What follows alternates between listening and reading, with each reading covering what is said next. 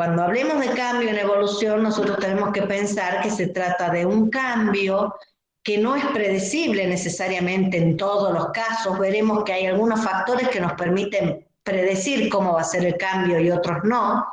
Pero lo importante de esta idea es que ese cambio no es un cambio que atañe al individuo, sino a las poblaciones. Y quiero ver si está acá la idea o la palabra población.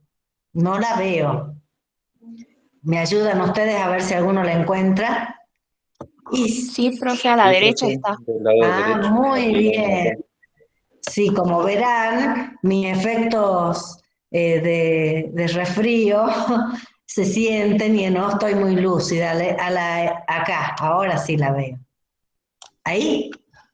Y Sí, entonces fíjense que esos cambios son cambios poblacionales y yo los voy a ver de una generación a la siguiente. Es importante ver, y acá sí lo han escrito, es que esos cambios tienen como origen mutaciones, o esos cambios tienen como base un cambio a nivel del material hereditario, que después puede expresarse en forma fenotípica, pero básicamente no hay evolución si no hay un cambio que sea heredable y que por lo tanto corresponda a mutaciones que han tenido lugar en las células germinales. Si la reproducción es sexual y si es asexual podría ser en cualquiera de las células que se van a usar como entidad reproductora, ¿no es así? Entonces fíjense que ya vamos generando una idea. Hay mutaciones, hay cambio, ese cambio, no sé si está por acá la palabra, pero a lo mejor acá alguien escribió previo al cambio, no sabría a qué se refiere, pero entiendo que se hace referencia a que las mutaciones ocurren previas al cambio fenotípico, luego se expresan en forma fenotípica a medida que el organismo se desarrolle. ¿No es así? Y ahí sí aparece la palabra desarrollo. En este contexto está muy bien que la palabra desarrollo no esté, yo no la veo. ¿Alguien me dice si está presente la palabra Está, desarrollo? profe, está desarrollo. Si está, sí está acá. Bueno, y esta palabra desarrollo, yo decía está muy bien que no esté, porque en realidad la evolución es diferente al desarrollo. El desarrollo concierne al individuo. Un individuo que nace con una constitución genética, a medida que crecen y se diferencian sus células, decimos que se va desarrollando.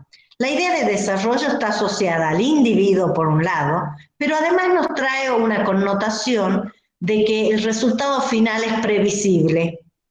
¿Sí? Y en ese sentido, la idea de que el resultado final es previsible quiere decir que está predeterminado, es decir, un cigoto de humano está predeterminado que forme una figura y una estructura como la de un humano, y la información genética de un cigoto de Malbón dará lugar a que cuando esa semilla se desarrolle forme un Malbón y no otra estructura. Por eso es que la palabra desarrollo la deberíamos excluir del concepto de evolución, ¿sí? Y está bueno que tengamos la oportunidad de discutirlo porque para muchos la idea de evolución está asociada al concepto de desarrollo. Fíjense que Darwin, lo vamos a ver más adelante, cuando propone la idea de evolución, él no usa la palabra evolución al principio porque el término ya era usado con el mismo sentido de desarrollo. Y él justamente no quería que se confundieran estos conceptos. Evolución viene del griego evolvere, que tenía que ver con la idea de desenrollar, de desenvolver. Y en realidad no quería que se confundiera con esa idea de desarrollo. Cuando hablamos de evolución, hacemos referencia específicamente al cambio que sufren las poblaciones, ¿sí?, en su constitución genética, y entonces podemos incorporar a nuestras palabras destacadas la idea de acervo genético, El acervo genético hace referencia al conjunto de genes que caracterizan una población. Y la evolución es eso, el cambio en la constitución genética de una población. ¿Sí? Entonces yo les decía que la palabra desarrollo no era apropiada porque nos hacía referencia al individuo y a una idea de progresión hacia algo establecido, determinado previamente. Y eso está muy asociado con la palabra progreso. A ver si me ayudan a encontrar la palabra progreso, que es muy probable que alguien la haya incluido. Miren, acá también está desarrollo. Profe, debajo de adaptación, el más chiquito está mejoramiento, que también no creo que... Bien, después la vamos a ver, ¿sí? Porque la palabra mejoramiento la podemos ver en dos sentidos y me voy a detener en eso, ¿sí? Miren, acá aparece la palabra progresiva. La Profe, palabra, ¿cómo? al lado de mutación está progreso, acá arriba. Arriba. De tiempo en color amarillo. Aquí está, esta que está aquí. ¿Esa? Tenemos ahí progreso, aquí tenemos progresivo, aquí progreso, a ver, lo vamos a terminar. Creo que es progreso lo que dice ahí, ¿sí?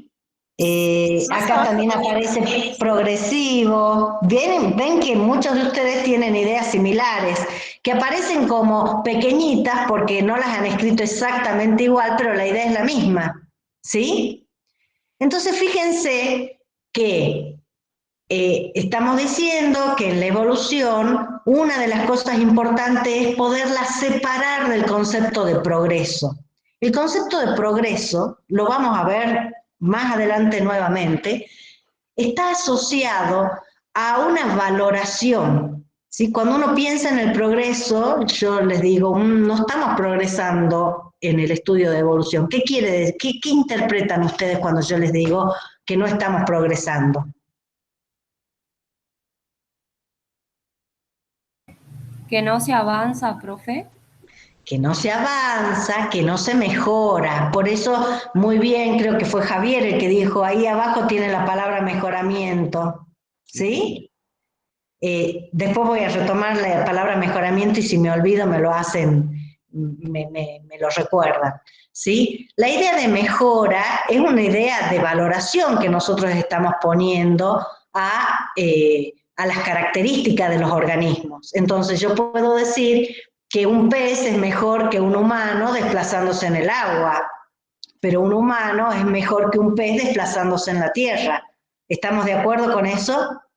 Entonces fíjense que el concepto de valoración de mejor no es válido en este contexto, porque la mejora es relativa, es decir, es mejor en este contexto, en este movimiento, en este momento, en este ambiente. ¿Sí? Las mejoras no son absolutas en términos evolutivos y por lo tanto deberíamos eliminar esa idea de mejora y eliminar esa idea de progreso. ¿Está bien? Entonces yo voy a permitirme tachar la palabra progreso.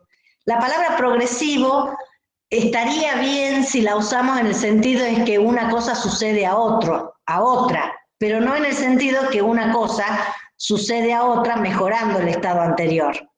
¿Se entiende?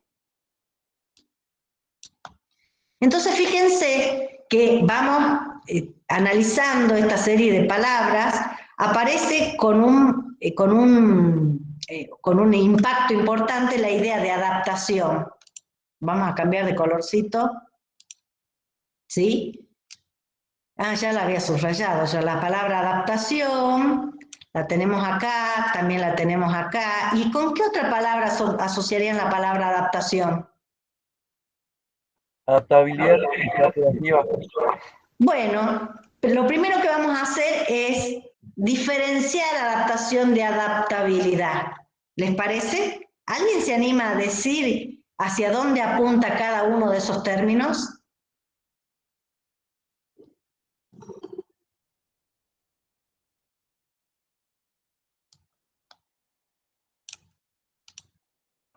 Profe, ahora recuerdo, ¿no sería mejor también utilizar el término adaptación?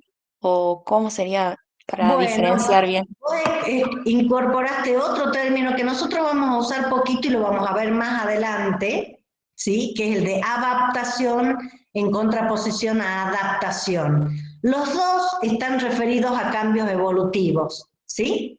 Pero uno hace referencia a una estructura generada por la acción directa de la selección natural, y la otra, adaptación, hace referencia a una estructura que se originó con unas presiones selectivas y luego fue utilizado con otro sentido funcional. Por ejemplo, se dice que las plumas surgieron y se establecieron como una característica en el grupo de las aves por su valor en términos del mantenimiento de la temperatura corporal, pero que posteriormente esas estructuras resultaron útiles y fueron adaptativas en función del sistema de locomoción con el vuelo, ¿sí? En los dos casos, la selección natural está actuando, lo que pasa es que en una la característica se ha originado y ha evolucionado con las mismas presiones selectivas y en el otro caso hay un cambio. No lo voy a incluir acá el término porque para nosotros, para el comienzo de la asignatura está muy bien que sigamos hablando de adaptación, que es el término original. El otro término adaptación lo propuso Gould en la década del 70, en 1970, y ya lo vamos a ver más adelante. ¿Sí? ¿Te respondo bien? Sí, profe. Gracias. Bien. Fíjense que apareció la palabra con la que quería yo que hiciéramos la asociación, que es la selección natural. ¿Sí? La tenemos aquí, en un lugar importante, acá también aparece selección. Ya voy a hablar de adaptabilidad. Acá de vuelta aparece selección natural. Insisto, la diferencia es porque alguien escribió solo selección, otro escribió selección natural, con el acento, sin el acento, y entonces la app lo toma como algo diferente. Entonces, fíjense que la idea de selección natural es una causa de las adaptaciones, es decir, ¿por qué cambian las poblaciones en su constitución genética? Bueno, porque hay un factor que está incidiendo que va a determinar que algunos genotipos sean mejores que otros, y el resultado de eso es una adaptación, ¿sí? La población está más adaptada luego de la selección que antes de la selección. Y esto es interesante porque la selección natural sí podríamos decir que es un factor que produce una mejora, pero una mejora, insisto, relativa, la mejora en ese momento, en esas condiciones y comparando con lo que hay. Y ahí aparece otro término que vi recién por aquí, que es la supervivencia. ¿Lo ven? La idea de supervivencia está asociada a la selección natural y yo le agregaría supervivencia diferencial y reproducción diferencial. La palabra reproducción no la vi, pero fíjense que la selección natural justamente es un mecanismo que produce evolución porque opera sobre variabilidad genética que se expresa en diferencias en las probabilidades de sobrevivir y reproducirse. No se asusten con todo esto que estoy diciendo porque lo vamos a ver en más detalle, pero ya ustedes se van configurando una idea de la evolución. ¿Alguien está intentando decir algo?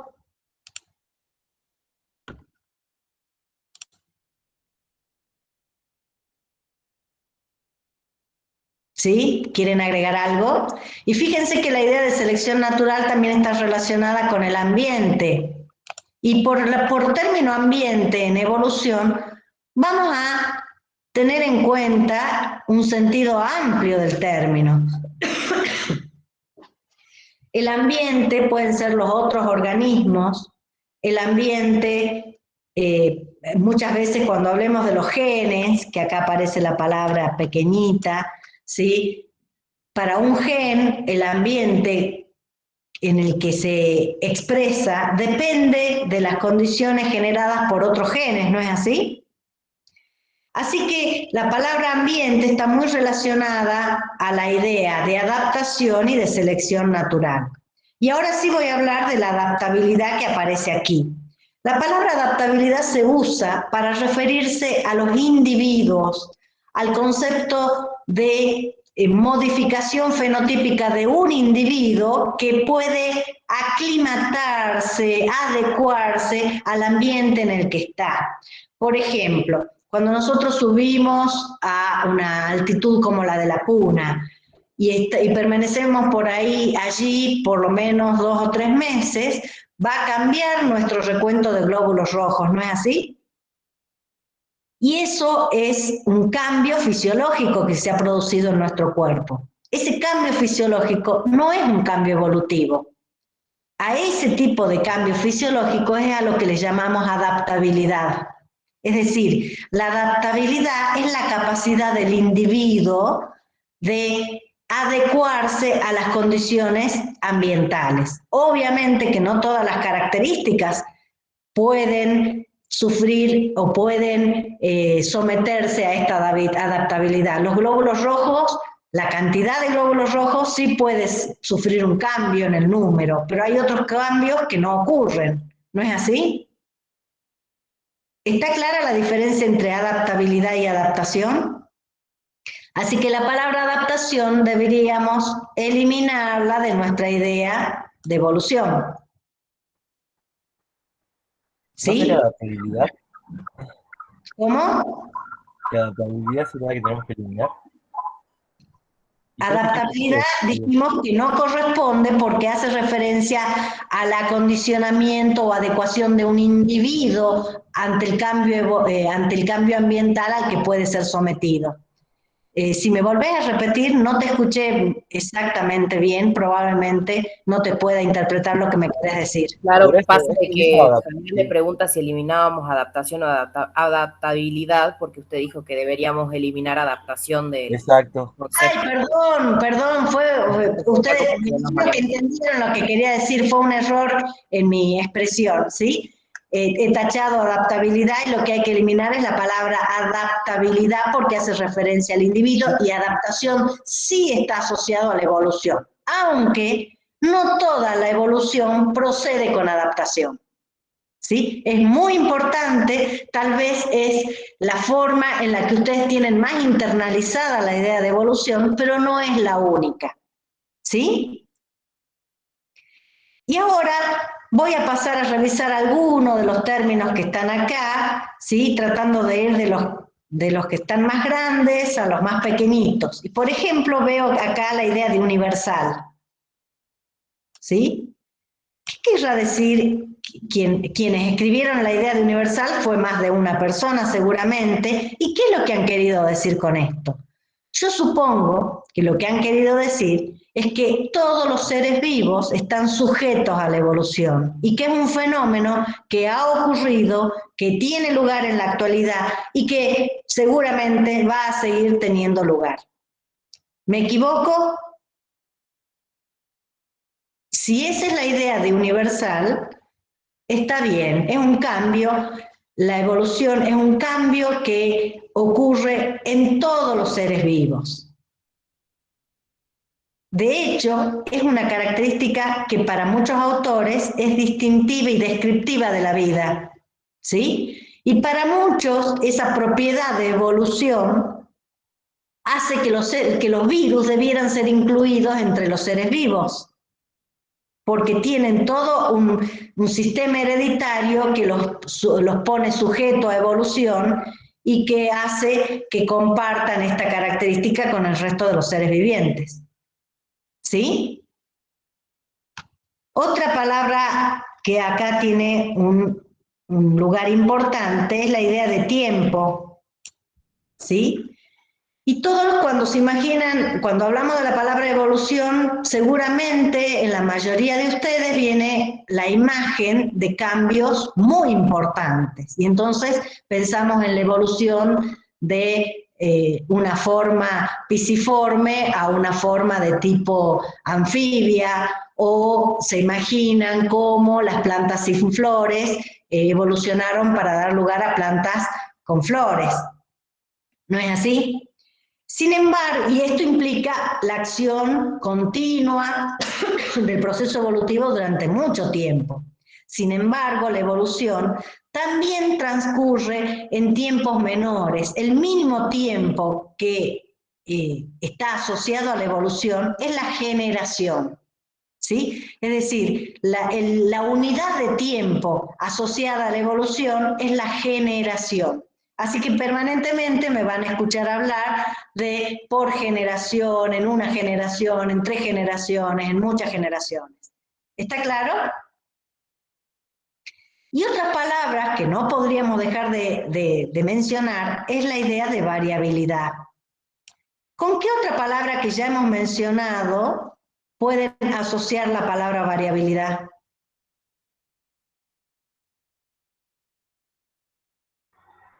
Con genes y también Mutación a la fuente genuina de variabilidad. Exactamente, podemos asociar la palabra variabilidad con el concepto de mutación. La mutación es la fuente o el origen de la variabilidad genética, que después puede expresarse en una variación fenotípica. Y esa variación, sí, fíjense que aparece la idea de variabilidad y de variación. Más adelante vamos a ver que hay una pequeña diferencia entre las dos. Cuando uno usa la palabra variación, está pensando o hace referencia a la idea de una variante que se ha generado de nuevo. La variación es cómo cambió una cosa a otra. Uno usa en ese sentido la palabra de variación, o para tener una idea de que un carácter tiene diferentes variantes, ¿no es así? La palabra variabilidad la usamos en general para describir cuánta es la magnitud de las variaciones en las poblaciones, ¿sí?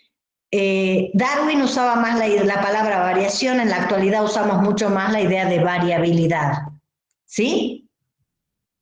Hay pequeños detalles que hacen a la diferencia y sobre todo a lo que refiere al uso en un determinado momento, ¿sí? Y esa variabilidad la podemos describir a partir de frecuencias génicas que alguien escribió por acá. Entonces nosotros podemos decir que la evolución es un cambio de las frecuencias génicas, ¿sí? Que ocurre a lo largo del tiempo, ¿sí? Que ese cambio en las frecuencias génicas viene dado por mutaciones. Perdón, me voy a corregir, que la variabilidad en los genes viene dado por la ocurrencia de mutaciones, que los factores evolutivos van a trabajar sobre esa variabilidad que existe, ¿sí? Y que esos factores evolutivos van a dar lugar como consecuencia a cambios en las frecuencias génicas. Ahora está mejor dicho, ¿sí?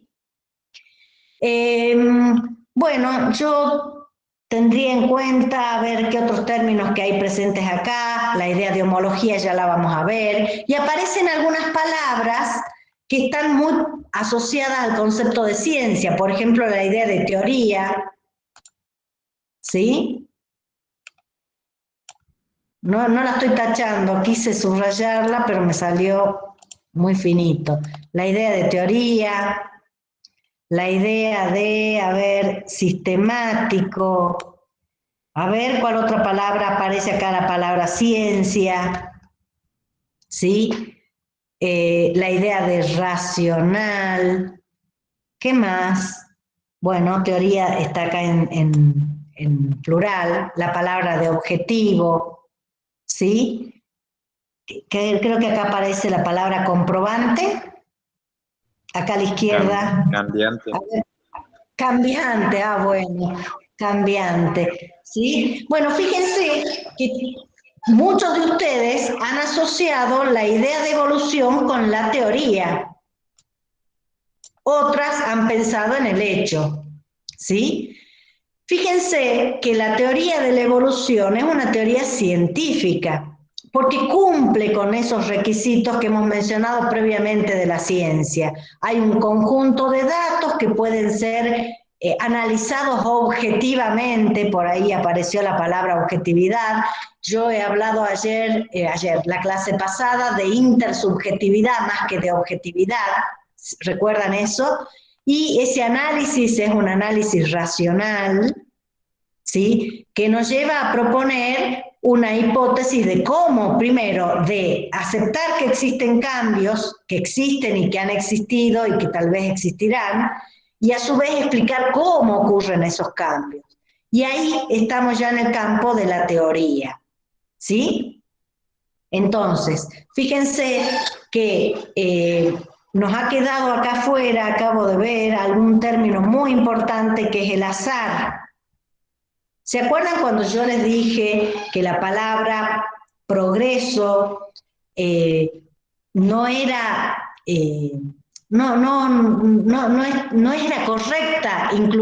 correcto incluirla en este concepto, porque el progreso nos hacía pensar en algo que estaba predeterminado previamente y que se avanzaba hacia eso?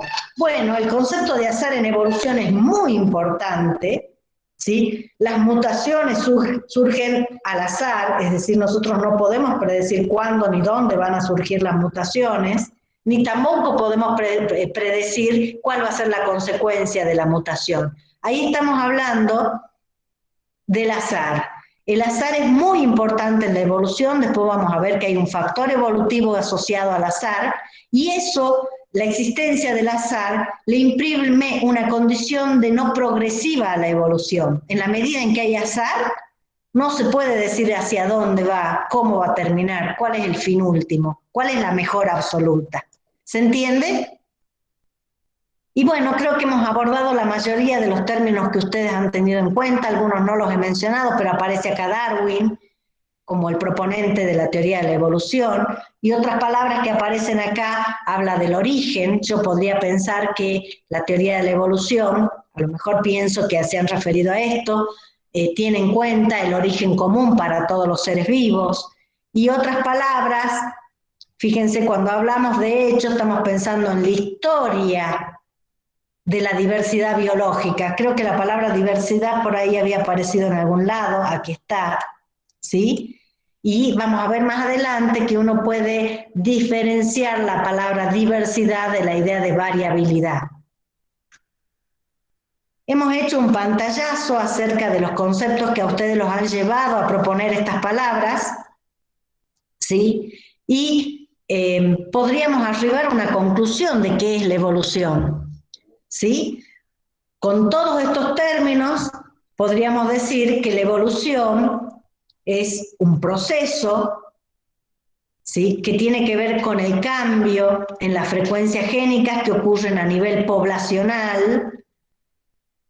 Hay distintos factores, entre ellos la selección natural, ¿sí? Y que ese proceso de cambio atañe a las generaciones, acá estamos hablando del tiempo, ¿sí? Y que da como lugar a probablemente una diversidad biológica cuando se generan nuevas especies y nuevos grupos taxonómicos, ¿sí? Una definición, esto que acabamos de decir no es una definición, sino en realidad el armado de una idea, pero podríamos usar las dos definiciones interesantes que se han propuesto. Una es la que propone Dobzhansky, que es que la evolución es el cambio en las frecuencias génicas de las poblaciones. Y ahí termina la idea. No decimos si el cambio es para mejor, si el cambio empeora, no decimos cuál es la causa de ese cambio, sino simplemente estamos diciendo que hay evolución cuando hubo un cambio en las frecuencias génicas. Y fíjense que hablar de frecuencias génicas ya me excluye la idea de individuo. Cuando yo hablo de frecuencia, estoy hablando de población, ¿sí? Por otro lado, otra definición que es buena, que es interesante y tal vez más abarcativa es la de Lewontin. Lewontin dice que la evolución es la transformación o la ampliación de las diferencias entre individuos a diferencias entre poblaciones y especies. ¿Qué quiere decir esto? Que una variación las variaciones ocurren en el seno de las poblaciones como una mutación. Aparece una mutación y eso aparece en un individuo. Bueno, esa diferencia a nivel individual, la evolución la amplifica a una diferencia a nivel poblacional. Y si avanza más aún esa diferenciación, podemos tener especies distintas. ¿Se entiende cómo podemos conectar la variación desde los individuos a la variación entre especies y grupos taxonómicos mayores? Es simplemente la amplificación generada por la misma evolución. ¿Tienen preguntas, chicos? No, profe. ¿Quieren agregar algo más?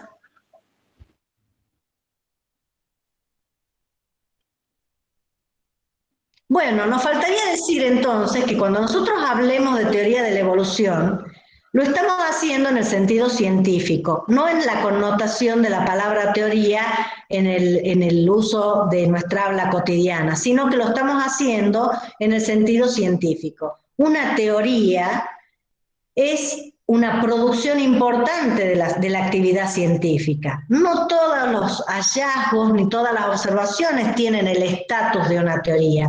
Una teoría abarca hipótesis con distintos niveles de generalidad, algunas que se han ido corroborando, otras en proceso de refutación.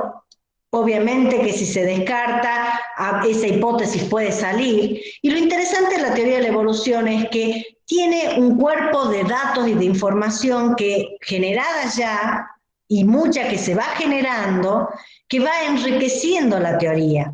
Y la teoría de la evolución que se originó con una propuesta explicando la evolución a través de la selección natural, hoy es mucho más amplia y es complementada a la selección natural por otras fuerzas evolutivas. Y entonces la teoría de la evolución ha ido creciendo desde su propuesta en 1859 hasta la actualidad y seguramente tiene mucho por crecer porque como todo producto de la ciencia es provisional. Ahora, que sea provisional no quiere decir que pongamos en duda lo que ya se sabe, ¿sí? En este sentido, la ciencia también es clara. Nosotros aceptamos conceptos, aceptamos teorías, aceptamos leyes que van reforzándose en la medida en que son expuestas a la refutación, ¿sí? Y en ese sentido, la teoría de la evolución es fuerte porque todos los intentos de refutarla o de ponerla a prueba, han mostrado que puede ser que la selección natural no explique todo y ahí han aparecido propuestas nuevas hipótesis para explicar la evolución, que son parte de la teoría, ¿sí? La teoría se va enriqueciendo. Hay algo que no está bien explicado, aparece una mejor propuesta, esa hipótesis se pone a prueba, se buscan más ejemplos y así se va complementando. Por ahora no se va derribando la idea de que los seres vivos están emparentados y que ese parentesco tiene que ver a una descendencia con modificación, como fue lo que planteó Darwin para el concepto de evolución. ¿Se entiende? Sí, profe. Pero esta idea de evolución, no sé si quieren preguntar algo, yo estoy hablando y no los dejo participar. Les dejo un ratito para que hagan preguntas.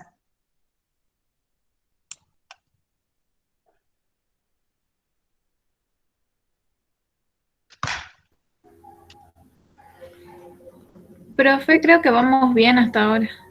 ¿Sí? Ah, no, alguien levantó la mano. Bueno, a ver, no estoy viendo las manitos porque estoy presentando. Dejo de presentar, así podemos dialogar un poquito mejor y lo puedo ver. ¿Sí? Ahora sí veo. Voy a dejar de presentar y puedo ver a la mayoría de ustedes. A ver, Pedro. Sí, profe, tengo una pregunta.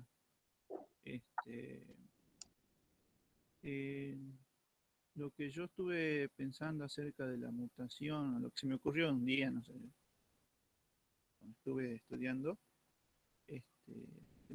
se me ocurrió la idea de que no toda mutación es al azar. Eso quería que me responda, si toda la mutación, todo tipo de mutación es al azar, siempre es al azar, o si está condicionado por... Pedro, tu pregunta es muy interesante, porque cuando nosotros hablamos de azar para caracterizar las mutaciones, lo vamos a hacer en un determinado sentido. No podemos saber ni cuándo va a aparecer, ni en qué lugar del genoma, ni en qué individuo que la aporte, ni siquiera, ¿no es así? En ese sentido es azarosa. Pero hay algo más, y yo sé a qué te referís vos. Por ejemplo, la luz ultravioleta produce dímeros de timina, y esa es una mutación bastante predecible si nosotros aplicamos luz ultravioleta. ¿No es así? Entonces vos me dirás, bueno, y eso es azaroso. Cuando nosotros usamos el término de azar, no nos estamos refiriendo a que haya algunas mutaciones que tengan más probabilidad de aparecer que otras, o que haya algunos agentes que produzcan con más frecuencia una clase de mutaciones que otras. En ese sentido, parece ser que no es azaroso. Sigue siendo azaroso porque no podemos predecir cuándo ni dónde. Podemos decir y establecer la idea de general de que hay distintas frecuencias o tasas para las mutaciones, que hay algunas mutaciones más probables que otras, que hay regiones del genoma que mutan con una tasa más alta que otras regiones del genoma. Pero todo eso no le quita el carácter de azaroso. No sé si te respondí tu cuestionamiento, Pedro, que es correcto. Sí, profe, sí. Entendí. Gracias. ¿Sí? ¿Está claro entonces por qué seguimos sosteniendo la idea de que las mutaciones ocurren al azar? Esto con la idea, o manteniendo la idea, y no solo la idea, el conocimiento de que hay algunas mutaciones más frecuentes que otras, y que hay ciertas regiones del genoma que producen o que tienen más facilidad de mutar. Por ejemplo, aquellas regiones que están más empaquetadas en el ADN y más protegidas por las histonas, tienen menor tasa de mutación que las regiones que quedan más expuestas. ¿Sí? No sé si hay alguna otra preguntita.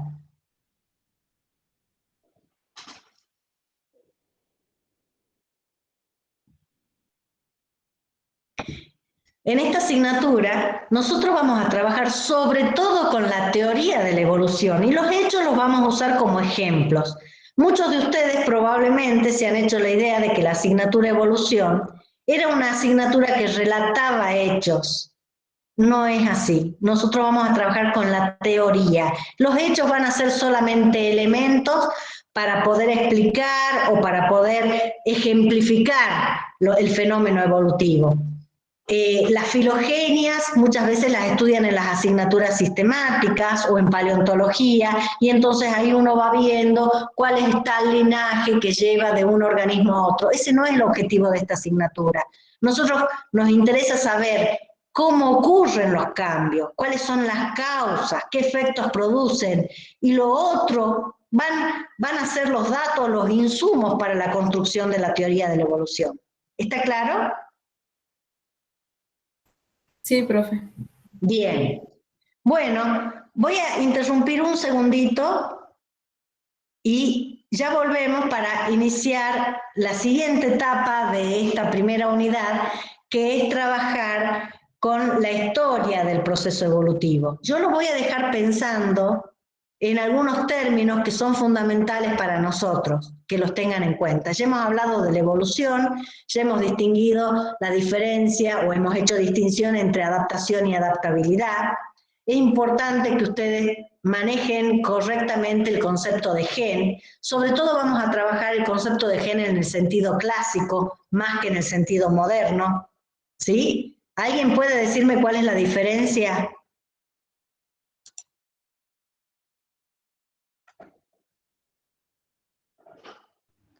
Profe, ¿puede volver a repetir? A mí se me cortó un poco.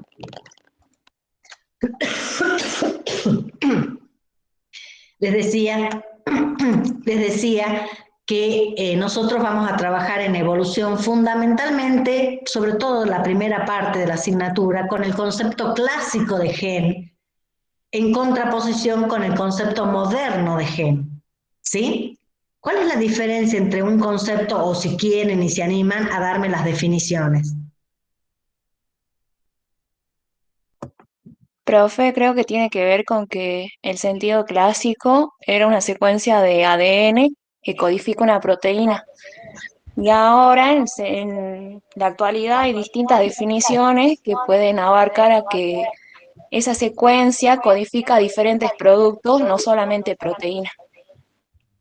Bien, y te has quedado a medio camino. Tu definición está muy bien, pero no es ni la clásica ni la moderna. ¿Por qué? Vamos a hacer algunas distinciones. ¿Alguien se anima a interpretar lo que yo estoy diciendo?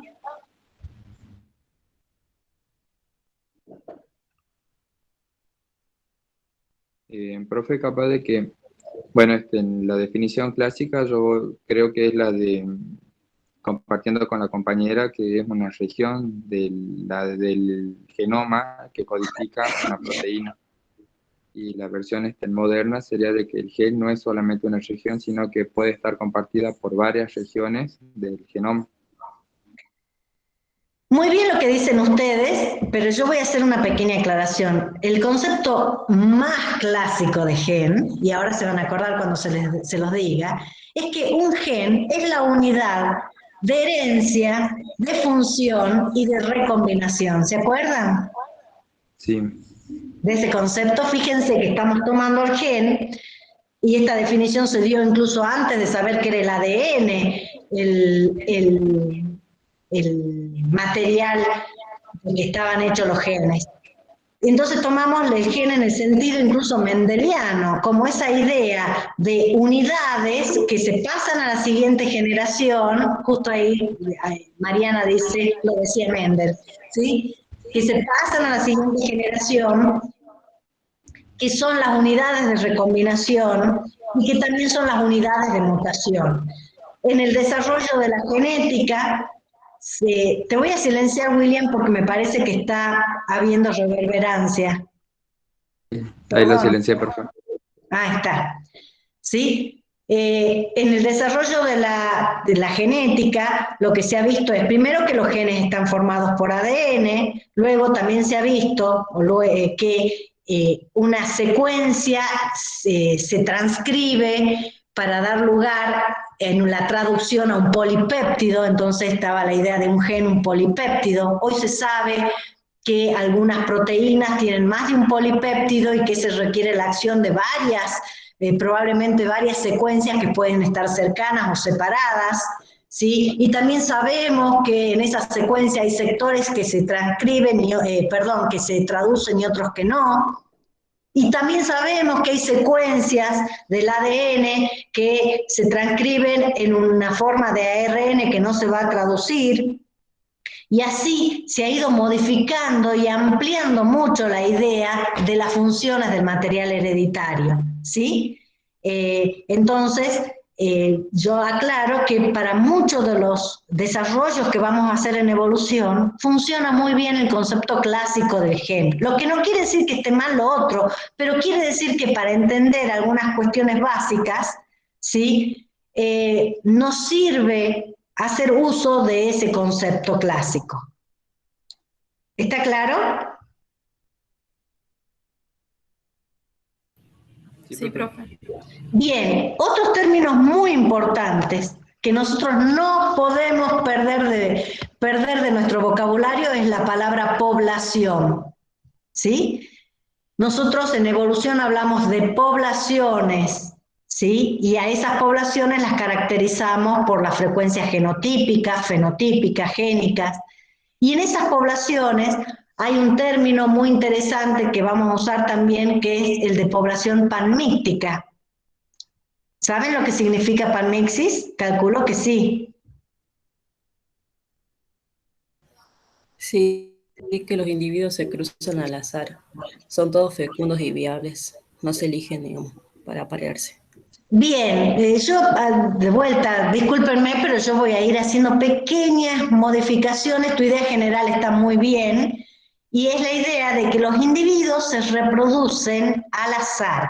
Pero yo les hago el siguiente cuestionamiento, y espero que puedan pensarlo en el sentido que a mí me interesa. Cuando uno habla de azar, ¿habla de igual probabilidad? Miren, justo ahí alguien No. escribió, todos los individuos tienen igual probabilidad de reproducirse. ¿Cómo lo explicó? No me acuerdo cuál era tu nombre, hombre sin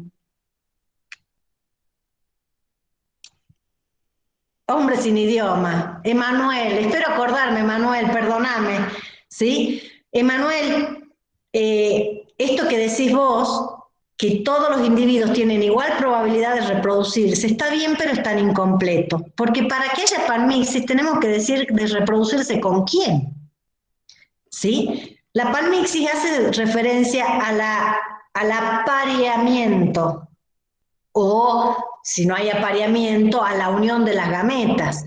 Cuando uno habla de igual probabilidad, queremos decir que un individuo de un sexo tiene igual probabilidad de reproducirse con cualquiera de los otros individuos del otro sexo. Porque a lo mejor todos tienen igual probabilidad de reproducirse, pero eligen entre ellos.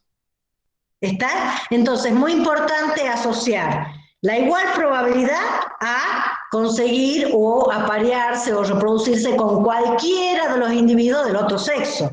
Y si estamos hablando de gametas, es que una gameta femenina tiene igual probabilidad de aparearse o de unirse o de fundirse con cualquiera de las otras células masculinas presentes en la población. ¿Sí? Ahora, si nosotros llevamos la idea de panmixis a describirla en términos de frecuencias génicas, un cigoto llevando un determinado alelo no tiene igual probabilidad de unirse con cualquier cigoto, con cualquier gameta que lleve otro alelo. Se lo voy a dibujar, si me esperan un ratito, voy a dibujar lo que les quiero decir.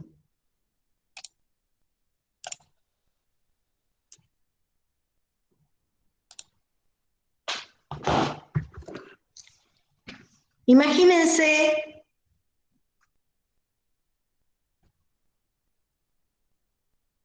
¿sí? Que yo represento gametas que llevan un alelo en azul. Profe, no se ve. ¿Todavía no se ve? Bien. Profe, no está compartiendo. Gracias por avisarme. Sí.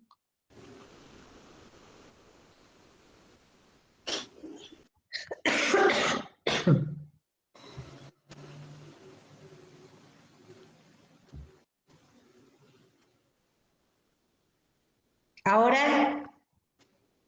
Ahora sí, profe. Ahora sí. Bueno, yo intenté dibujar acá, voy a poner más gruesa la fibra para que se vea mejor. Disculpen que salió un desastre esto. Vamos a tratar de representar, para hacerlo más fácil, las gametas, ¿sí? No vamos a diferenciar sexo en las gametas. Pensemos que no hay diferencia entre óvulos y espermatozoides. Entonces, vamos a dibujar gametas que llevan un alelo, que son las azules,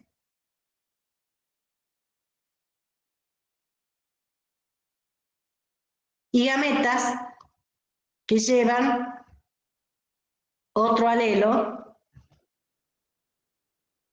que son las rojas.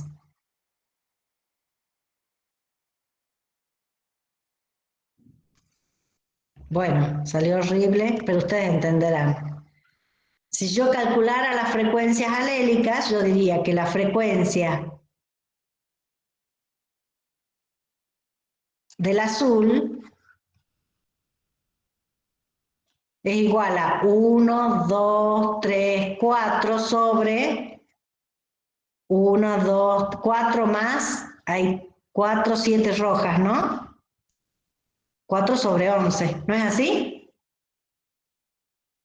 Sí, profe. Y la frecuencia del rojo es la diferencia, 7 sobre 11. Entonces nos centremos en esta gameta. Imagínense que cada una de estas gametas se va a unir solamente con una y que todas se reproducen. Todas generan unión. Uy, me quedó una afuera. Voy a cambiar el numerito, voy a poner 12. Acá 8. Y una más.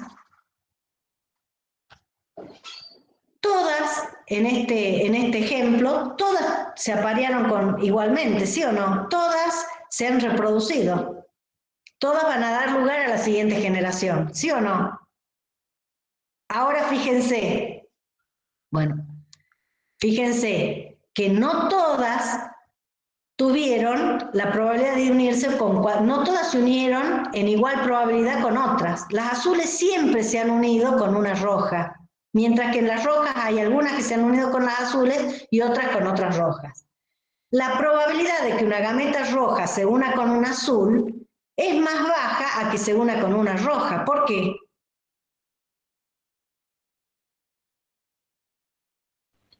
Porque están en menor cantidad. Porque están en menor cantidad. Entonces, si yo analizara la probabilidad, yo tendría que tener flechas posibles de este azul con cualquiera y con todas las otras gametas, ¿no es así? Y trazar flechas en este sentido. Uy, acá no escribió. Y así, uniéndola. Uy, qué difícil que está escribir esto. Uniéndola con todas las gametas. Eso sería el mundo posible de uniones. Entonces, esta idea de igual probabilidad cambia si yo hablo de frecuencias. Un alelo que está a una determinada frecuencia, o la probabilidad de que un alelo en una población se una a otro alelo presente en esa población va a depender de la frecuencia a la que están presentes. Entonces, para una gameta azul, la probabilidad de unirse con un azul, ¿sí?, es más baja que la probabilidad de unirse con una roja. La probabilidad del azul de unirse con azul es las 3 que quedan sobre el total de las diferentes, que son 11. Y de unirse con una roja es 7 sobre 11. La probabilidad de que se una esta azul. ¿No es así? Hay 3 de 11 que son azules, que le quedan para unirse, y 7 sobre 11 que son rojas. Es mucho más probable que cualquiera de las gametas azules se una con una roja y no con una azul. Lo que no quiere decir que no ocurra lo otro, quiere decir que es más probable. Y fíjense que ahí sacamos la idea de igual probabilidad. ¿Sí? ¿Les quedó claro esto? Entonces, el concepto de panmixis requiere de que nosotros prestemos atención cómo la estamos definiendo. ¿Sí? ¿Qué elementos estamos usando de referencia? Bueno, ya hemos hablado de evolución, de adaptación, de población, de panmixis. Otro término importante es el concepto de acervo génico y la diferencia con genoma. ¿Quién se anima a presentar la diferencia?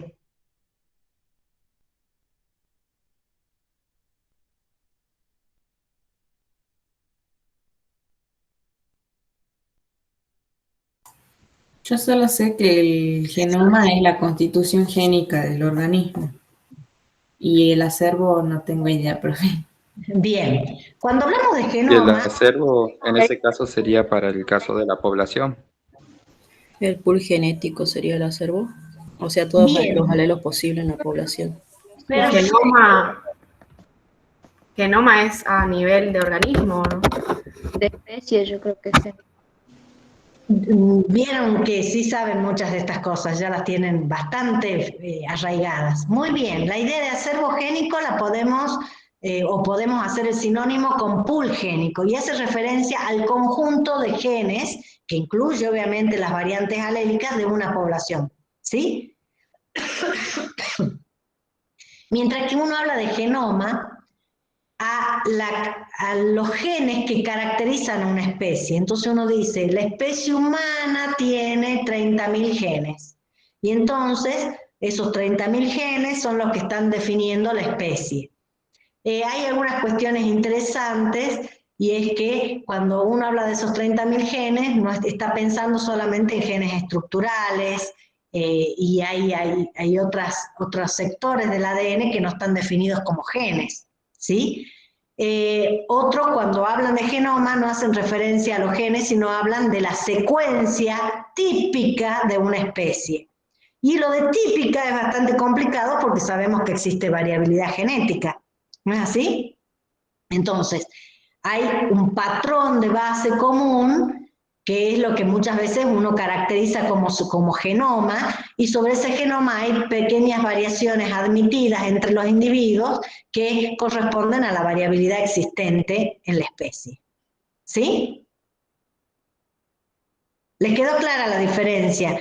En términos generales, nosotros vamos a referirnos casi siempre al acervo genético, y salvo que estemos caracterizando una especie, salvo esas circunstancias, en términos generales usaremos acervo genético y genoma lo dejaremos para describir a la secuencia de material hereditario que caracteriza o que es típica de una especie. ¿Sí?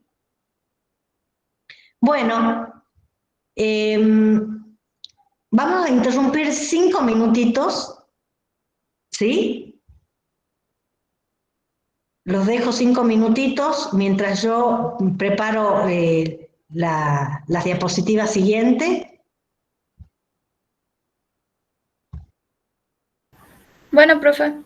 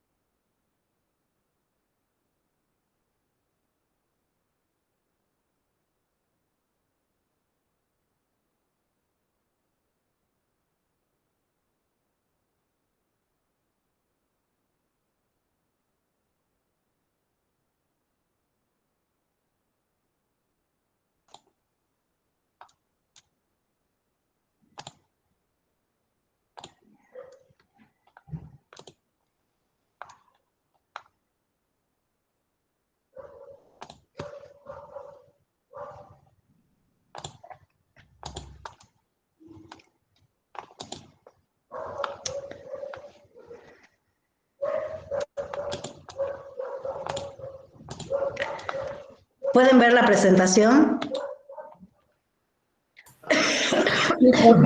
Sí, profe. Bien, yo quisiera ponerlo en forma completa, pero no me deja. A ver si puedo.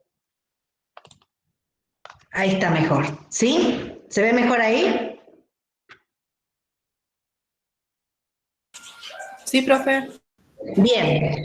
Bueno, fíjense que construir la idea de evolución no fue fácil. Todas las civilizaciones, a medida que han incrementado su conocimiento, se han hecho la pregunta desde los orígenes. Fundamentalmente el origen del mundo en el que vivían o el origen de la propia especie. Sí, y esto es una pregunta que atraviesa a muchas civilizaciones. Si nosotros nos remitimos a los primeros indicios que tenemos acerca de esta pregunta y de la respuesta a esta pregunta, nos vamos a remitir a los griegos como nos remitimos a los griegos cada vez que queremos hablar de algo importante, ¿sí?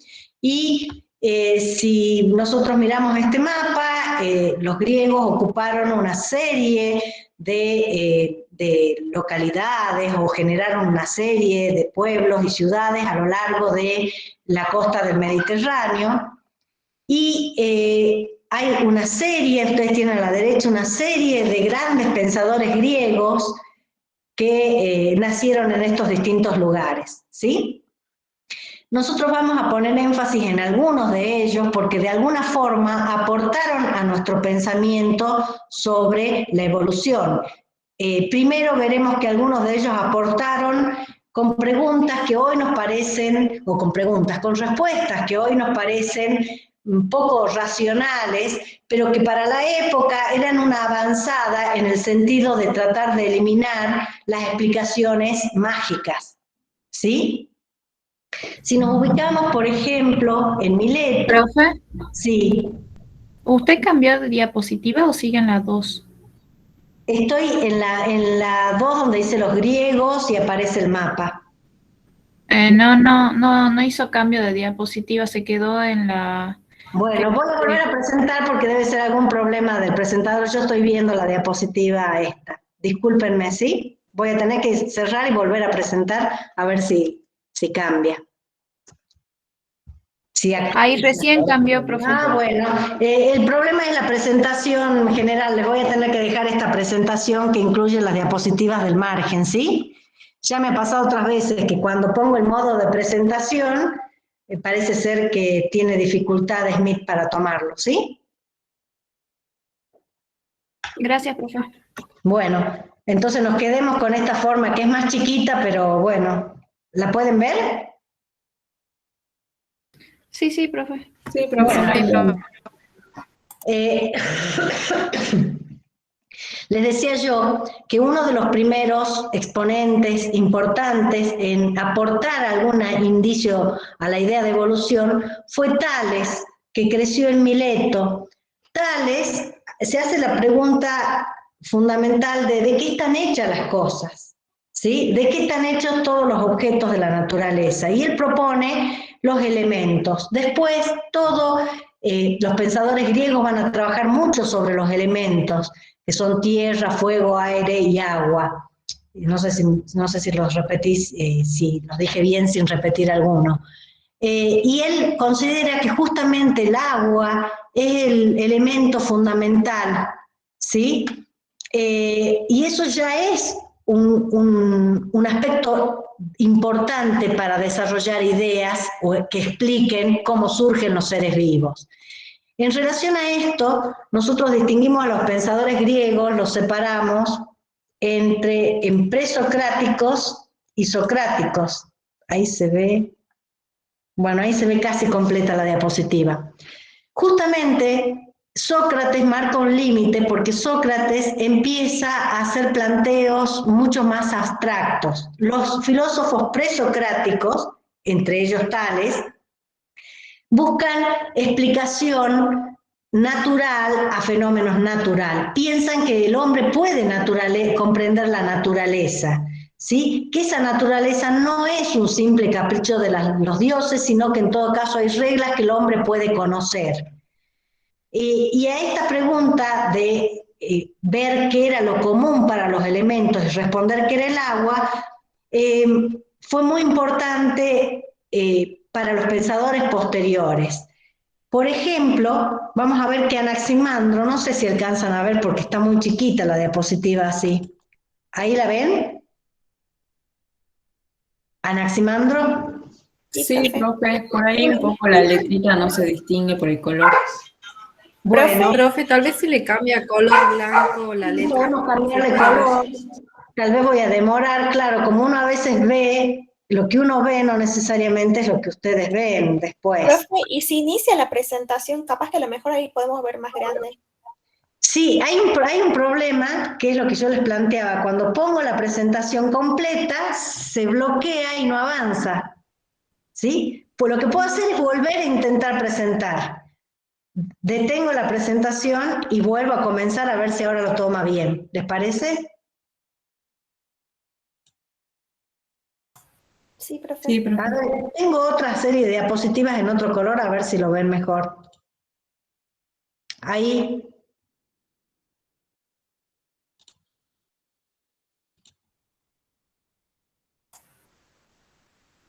Sí, profe. Sí, se ve ahí. Está mejor, profe. ¿Está mejor? Pero les cuento que quedó bloqueado de vuelta, me parece. Ahí.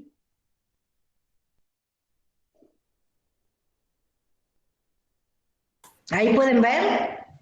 No se cambia de diapositiva, profe. Usted está en la Sí. diapositiva 5, ¿no, profe? Se la cambió. Sí, creería que es la 5 ya. Sí, si yo pongo pantalla completa se bloquea y no avanza. Así que lo vamos a tener que dejar así nomás, chicos. Qué pena. Bueno. Sí, no hay problema, profe. Ahí sí se ve bien. Bueno, voy a tratar de ir moviendo para que ustedes puedan leer, ¿sí? Bueno, Anaximandro es uno de los exponentes que nos interesa, porque tomando esta idea de que el agua es un elemento primordial, considera que los primeros animales surgieron en el agua, en el fango fundamentalmente. Y él dice, a medida que el fango se va secando, ¿sí?, quedaban recubiertos de una piel erizada y espinosa. Fíjense la importancia que él adjudica a esa protección erizada y espinosa, porque dice que si no, hubieran quedado muy expuestos. Fíjense la importancia, aunque parezca una explicación muy infantil, la importancia que le da en este caso al ambiente, es decir, la importancia del ambiente y de las características de los seres vivos para sobrevivir a ese ambiente, ¿sí? De allí que él dice, el ambiente seco, o el ambiente va secando los organismos y estos requieren protección. Algunos ven en esta idea algo así como una idea de selección natural, ¿sí?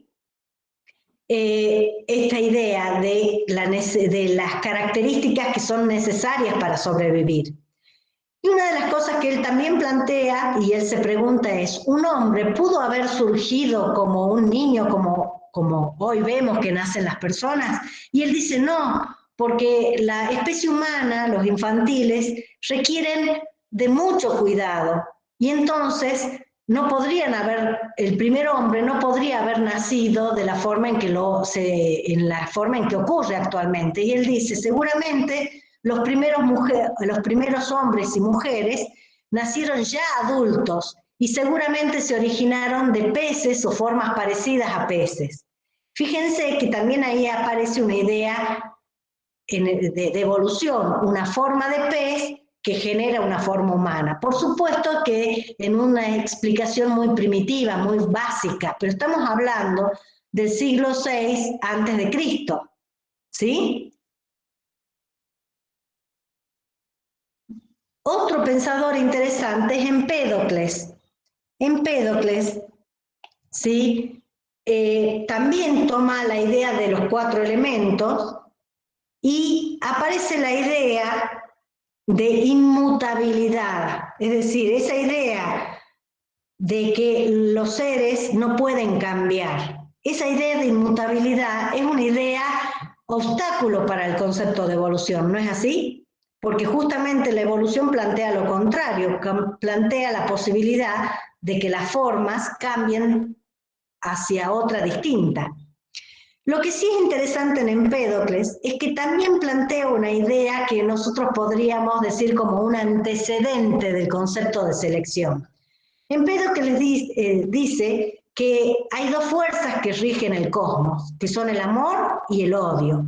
Y entonces él plantea que hay momentos donde las partes que son creadas por la naturaleza son partes corporales que se van a unir al azar y que es importante que haya compatibilidad o armonía entre esas partes, que las partes que se unen sin armonía son descartadas por la naturaleza y quedan solamente aquellas formas armoniosas, aquellas estructuras que se unen de una forma armoniosa. Entonces muchos ven en esta idea de Empédocles un antecedente o un bosquejo de lo que podría ser la selección natural.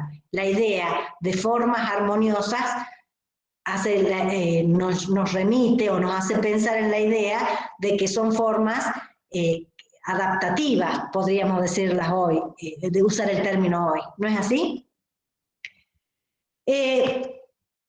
Esta idea de que hay una suerte de selección es importante porque también incorpora el concepto del azar. Las partes se unen al azar, ¿sí? Y sobre esas uniones al azar sobreviven solamente las formas armoniosas.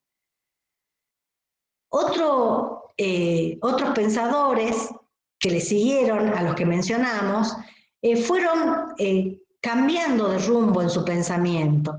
Y acá aparece la idea de inmutabilidad. La inmutabilidad, que ya la hemos mencionado antes, es un obstáculo para pensar en términos de evolución, ¿sí? No obstante, el universo para los eleáticos, si bien era inmutable, tiene una concepción de un tiempo infinito y un espacio infinito. Pero además aparece otro obstáculo para el pensamiento evolutivo, que es la idea de que lo que observamos con nuestros sentidos es una visión limitada, ¿sí? Que distorsiona la realidad, que nos hace ver algo que no es, que las cosas no son lo que parecen ser. Y eso lleva a que los eleáticos se planteen que entonces es como inútil tratar de interpretar lo que estamos viendo, lo que estamos percibiendo, porque es una distorsión de la realidad. Ahí aparece el conjunto, o tienen importancia el conjunto de filósofos que se conocen como sofistas, ¿sí? Donde están cuestionando todo lo que se observa y entonces se dedican a hacer planteos filosóficos, sobre cuestiones abstractas. Por ejemplo, el alma, ¿sí? El más importante, porque pone énfasis en esto, es Sócrates. Fíjense que con Sócrates, todo este pensamiento, en algún sentido científico, empieza a perderse. Porque si las respuestas no están en la naturaleza, sino en uno mismo, hay que pensar. Y si uno solamente puede pensar correctamente respecto a lo que observa, va a estar confundido. Entonces, lo mejor es pensar y filosofar respecto a aquellas cuestiones que son inmateriales, que no están sujetas a nuestros sentidos. Y entonces Sócrates se dedica su tiempo a pensar en relación al alma, que es inmortal, a lo inmaterial, ¿sí? Y toda esos principios de Sócrates rigen durante mucho tiempo después. Tienen gran influencia en Platón. De hecho, Platón lo asociamos con el concepto de idealismo. Entonces, la búsqueda de principios abstractos que subyacen a la realidad es lo más importante para él. Otro aspecto importante que introduce Platón y que va a ser un obstáculo para el pensamiento científico sobre la evolución es la idea de la creación. Platón plantea que un Dios creó un mundo ideal perfecto a partir del caos. ese mundo ideal perfecto, ¿sí?, tiene representaciones imperfectas en la realidad. Es decir, los organismos, los objetos que hay en la naturaleza son imperfectos y son copias imperfectas de ese ideal de creación, ¿sí? Pero la idea de creación y de Dios tiene un efecto muy importante durante mucho tiempo. Esa idea del esencialismo, ¿sí?, es decir, que las creaciones, lo que hizo ese Dios fue crear esencias, es muy importante y vamos a ver que tiene influencia hasta muy avanzado el siglo, les diría el siglo XVII, XVIII, ¿sí? A Platón le sigue Aristóteles. Y acá, fíjense que Aristóteles es muy interesante porque unifica o toma elementos tanto de los materialistas, que hemos visto nosotros presocráticos, como de los idealistas, cuyo principal representante es Platón.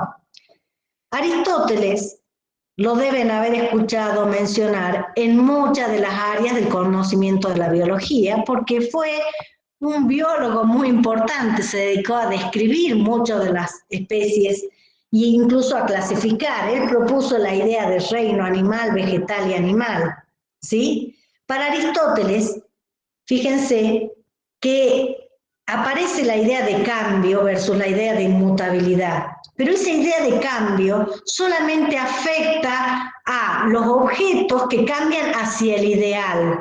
No hay un cambio entre esas esencias. Por lo tanto, el pensamiento de Aristóteles no es un pensamiento evolucionista. Lo que dice Aristóteles es que esos cambios, desde lo imperfecto a lo perfecto, ¿sí?, son provocados por movimientos, y que el primer movimiento es lo que hay que buscar, y entonces él se dedica a pensar en ese primer motor. Vamos a ver que él propone que el éter es ese primer motor, ese quinto elemento. Más adelante, el primer motor para la idiosincrasia judeocristiana, el primer motor es el Dios creador, ¿sí? Fíjense que Aristóteles plantea entonces que ese primer motor bien puede ser algún dios, no dice cuál.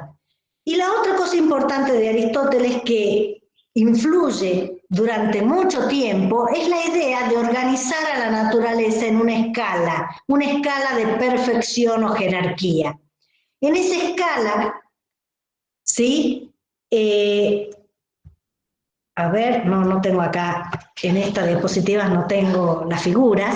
Esa escala podría bien ser representada como una escalera, donde cada peldaño está formado por una forma de organismo. En la base están las formas más que él considera más primitivas en el sentido de más básicas, menos complejas, no de primeras, sino de más elementales. Y en la escalera, en los peldaños más altos, están los ángeles y sigue Dios. Y nosotros estamos en un peldaño por debajo de los ángeles. Y por debajo de nosotros, en distintos peldaños, las otras formas vivientes. Esa organización jerárquica no representa evolución. Implica el orden de complejidad de la naturaleza, de la creación, pero sin posibilidad de cambios entre las formas de un peldaño y de otro peldaño. ¿Se entiende? Así, Aristóteles proporciona esa ordenación de la naturaleza, pero no proporciona una idea de evolución.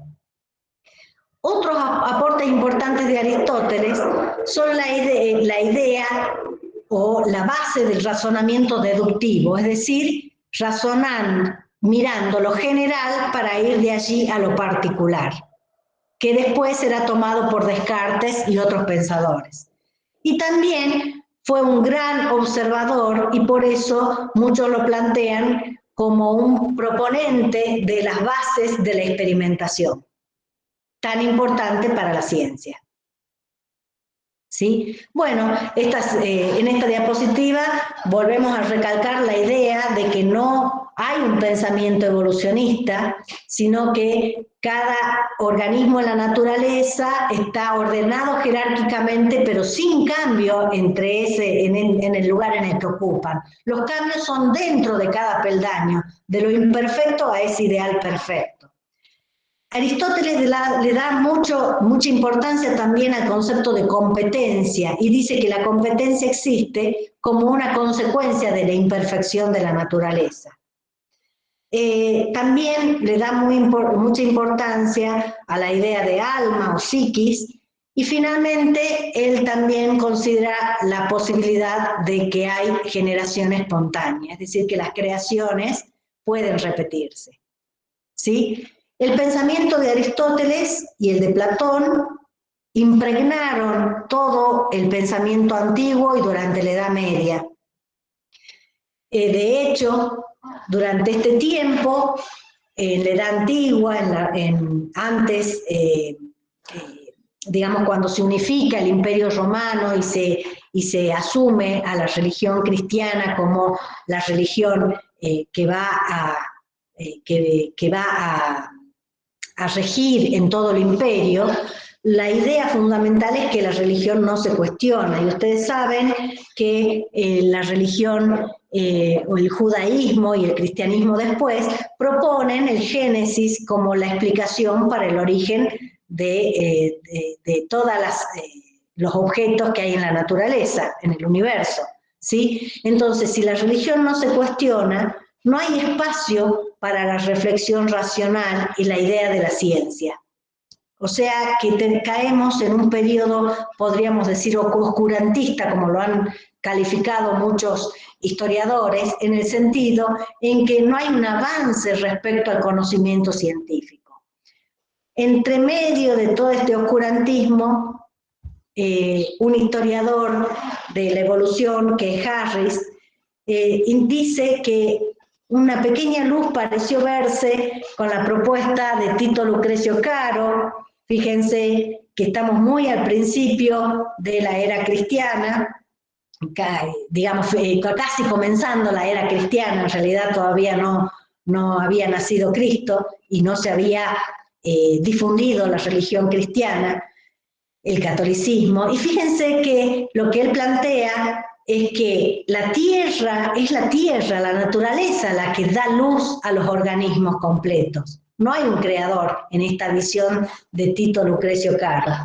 Y entre todas estas orígenes plantea que el hombre habría surgido de úteros que están sujetos de los árboles. Y aunque parezca una visión bastante fantasiosa, el útero uno lo puede pensar como un fruto, y a los frutos como las estructuras que contienen las semillas que dan lugar a las formas vivientes, ¿no es así?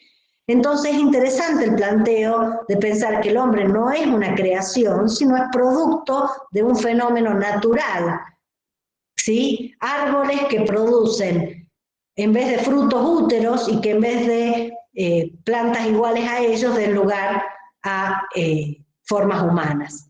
Lo interesante es que en este pensamiento no hay ideas religiosas, sino que, aún incorrectos, lo que se proponen son fenómenos naturales para explicar el origen de las especies.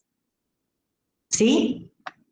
Bueno, y si nosotros hacemos pequeños cortes durante la Edad Antigua y la Edad Media, fundamentalmente en la Edad Media, nosotros vamos a ver que la religión, el cristianismo se difunde por todo lo que era el antiguo Imperio Romano, y entonces la Iglesia Católica asume el gobierno, y el pensamiento basado en respetar esa palabra divina escrita en las Escrituras es muy importante y hace que durante la Edad Media no haya cuestionamientos. De hecho, uno de los grandes representantes de la Iglesia es San Agustín. Y San Agustín, que escribe La ciudad de Dios, es interesante porque intenta compatibilizar la idea del cristianismo con las propuestas de Platón. ¿Sí? Él hace converger esas ideas y propone, entre otras cosas, la idea de dualidad entre alma y cuerpo, entre el bien y el mal, toma en algún sentido la idea también de la inmutabilidad y el fijismo de la creación. ¿Sí? Y esta es la palabra que es más, que es autoridad durante la Edad Media, durante gran parte de la Edad Media. Ya hacia finales de la Edad Media o en la última parte, otra figura religiosa cobra relevancia, y es Santo Tomás. Santo Tomás es muy interesante porque pasa por distintas concepciones religiosas hasta que finalmente, perdón, estoy confundiendo con San Agustín. Santo Tomás es muy importante porque rescata la idea de Aristóteles, él traduce el pensamiento de Aristóteles y de esa forma se difunden las ideas del pensador griego. Y trata lo mismo que hizo San Agustín con Platón, hace Santo Tomás con las ideas de Aristóteles. En su tratado, la Suma Teológico, él justamente plantea que las ideas de Aristóteles no contradicen el pensamiento del cristianismo y hace un paralelismo y habla de que el primer motor, por ejemplo, es el Dios creador, ¿sí? De que la naturaleza ha sido creada fija por Dios en esta idea de la escala de la naturaleza de Aristóteles, ¿sí? Y este pensamiento también tiene un amplio efecto sobre las sociedades occidentales y llegamos a la Edad Moderna. Fíjense que en la Edad Moderna se empieza a cuestionar la religión y el cuestionamiento tiene que ver mucho con una cuestión política, es decir, si los reyes son los representantes de Dios en la tierra y los reyes cometen tantas atrocidades, entonces es cuestionable mucho de lo que deducimos de las Escrituras. Perdón. Y en este pensamiento, en la Edad Moderna, fíjense que la Edad Moderna comienza para muchos historiadores con el descubrimiento de América, el llamado descubrimiento de América. Tienen que ver con la exploración de nuevas tierras, el conocimiento de nuevas culturas, de nuevos pensamientos, la detección de una gran diversidad de plantas y animales que no se conocían a la fecha. Entre medio de todos esos hallazgos que podríamos decir que son aportes a la ciencia, aparecen ciertos valores de la modernidad, como el concepto de progreso, la importancia de la comunicación, la importancia de la razón y del pensamiento.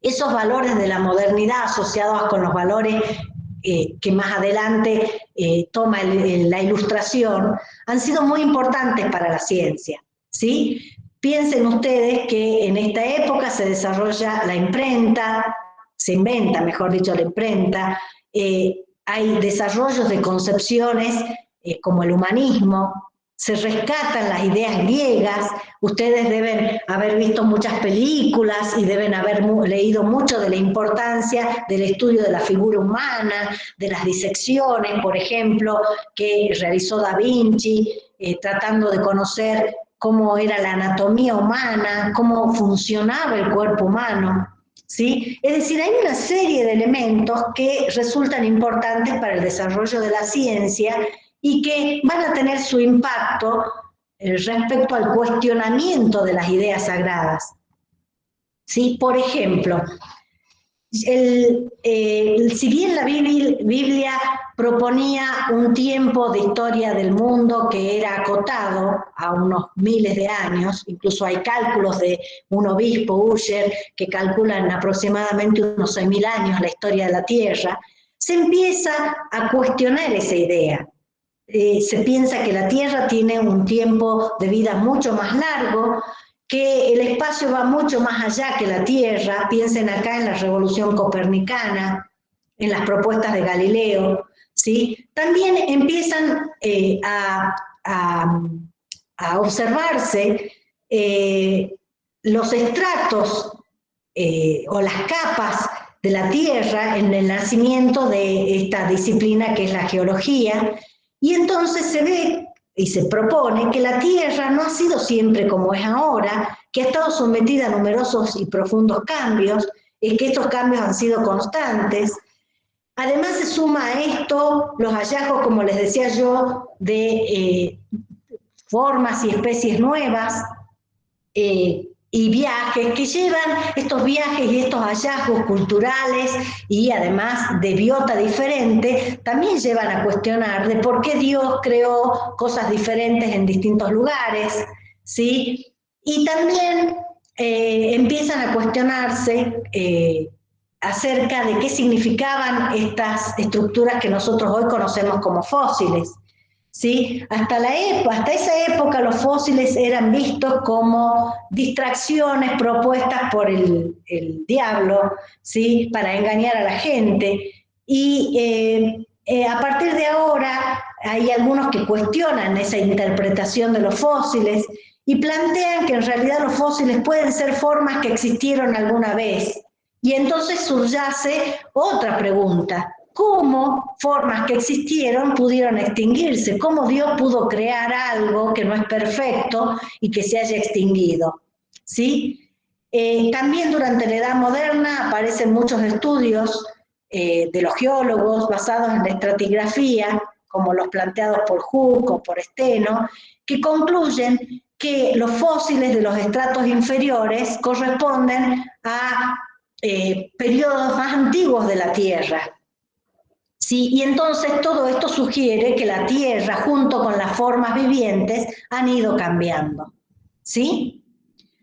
Por supuesto que todo esto que les planteo va asociado también a cuestiones políticas, como el Gran Cisma, ¿sí? Y también hay algunos aportes importantes, como las propuestas de Giordano Bruno, de que podría haber vida en otros planetas, o la idea de Copérnico, de que la Tierra no es el centro del universo, que son reafirmadas con la propuesta de Galileo y la confirmación con evidencias que tiene Galileo, ¿sí? Y así otros estudios en distintas áreas van cuestionando la autoridad incuestionable hasta ese momento, que era la Biblia, ¿sí?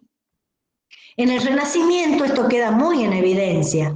Hay un gran desarrollo de la tecnología, el desarrollo de la imprenta hace que sea posible difundir el conocimiento, ¿sí?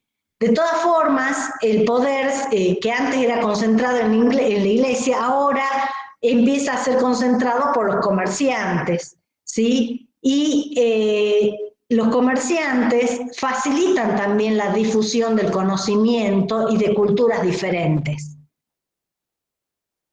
Bueno, ya lo mencioné a Copérnico, que cuestiona la idea de la Tierra como centro del universo, ¿sí? Y algunos aportes interesantes son, por ejemplo, los que hace el propio Da Vinci, haciendo cálculos de que la Tierra debería tener por lo menos unos 200.000 años versus la idea de los pocos días de la creación. ¿Sí? Todo este análisis que hace Da Vinci es basado en el estudio de los estratos y los depósitos del río Po. Fíjense que en este caso el cálculo que había hecho el obispo Ussher en Irlanda era de unos 4.000 años y hay otros cálculos que llevan a 6.000 años. Esto basado en las escrituras. Es decir, si uno mira las generaciones de las escrituras, este obispo calcula en 4.000 años, hay otros que habían calculado unos 6.000 años para la antigüedad de la creación. ¿Sí? Por ejemplo, fíjense la importancia de los estudios anatómicos y la comparación entre la figura humana y la de los animales. Eso también es importante porque lleva a reconocer que el humano, en términos anatómicos, es una especie más como cualquier otra, ¿sí? Y que hay muchos elementos que comparte con especies afines. En esta época también estamos hablando del Renacimiento, se empiezan a cuestionarse los procedimientos por los cuales se puede llegar al conocimiento. Bacon propone la idea de que la lógica de Aristóteles, es decir, la deducción, ¿se acuerdan que lo habíamos mencionado antes?